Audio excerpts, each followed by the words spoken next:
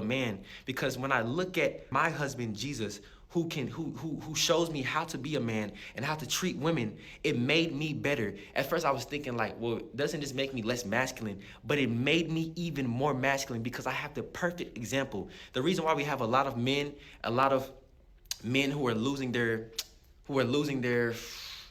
masculinity in the church, right? It's literally because we don't have that example from Jesus in the way that we should have it.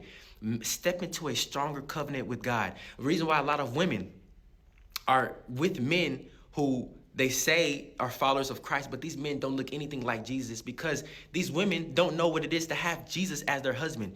Once you have Jesus as your husband, you'll know, okay, I'm looking for this. If you don't look like Jesus, then you can't be in my life because you are not what the Bible says you should be for me. You see, God's love for us can only be understood with the relationships that we see on earth. God can't compare his love with us with something that's not on earth. We wouldn't understand it.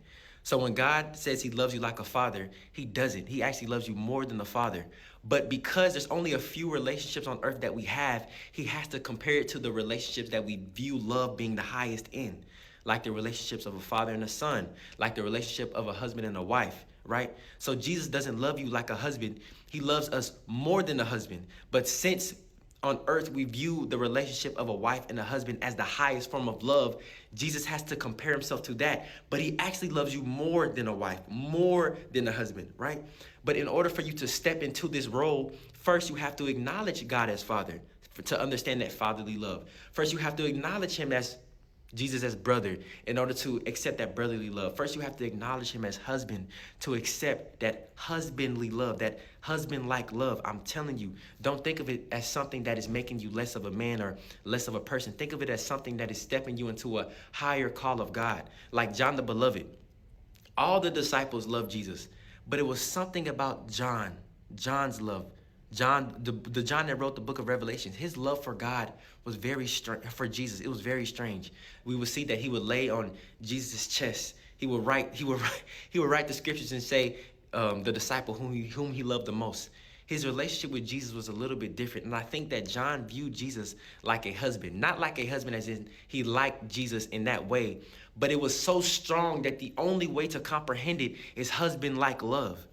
I know this is going to fly past a lot of your heads, but remember in the Bible, God will always say that we are adulterous because we are cheating on him, right? Jesus would say, you wicked and adulterous generation, constantly. Why? Because we're married to God. But the reason we always go back to the world and always go back to the devil is because we don't realize that we're already married. So we keep cheating on God. But the reason we keep cheating on him is because we don't like to acknowledge that he's our husband, especially men.